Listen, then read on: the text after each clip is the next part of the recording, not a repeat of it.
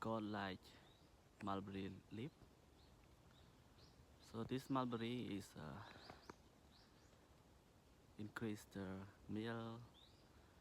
help the animal become healthy. ចឹងយើងដាក់ស្លឹកនេះឲ្យវាស៊ីជារៀងរាល់ថ្ងៃពេលព្រឹកហើយនិងពេលល្ងាចចឹងស្លឹកនេះយើងហៅថា blueberry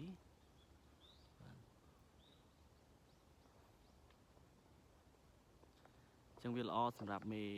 ដែលយើងចិញ្ចឹមយកទឹកដោះវាជួយបំពន់បន្ថែមជាមួយនឹងទឹកដោះដល់មេពូជ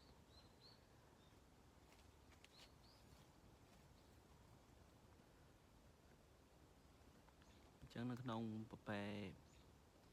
2ក្បាលសម្រាប់មេហើយ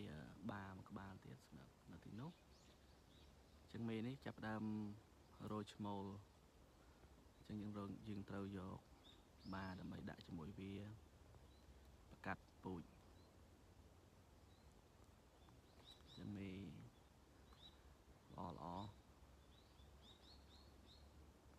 ចឹងសម្រាប់មេ2នេះនៅក្នុងមួយឆ្នាំវាផ្ដល់កូន5ទៅ6ក្បាលហើយយើងអាចប្រមូលផលទឹកដោះ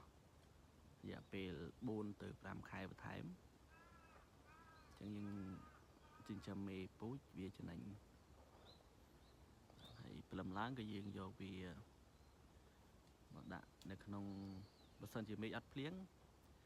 យើងគ្រាន់តែយកវាមកប្រឡែងនៅក្នុងព្រៃដែលមានព្រិចឬមួយក៏យើងបានពណ៌ដបងខាន់ចឹងវាអត់មានផលវិបាកសម្រាប់មើលថែទេចឹងលក្ខណៈគ្រួសារចិញ្ចឹមតែមេ2ក្បាលនេះបានល្មម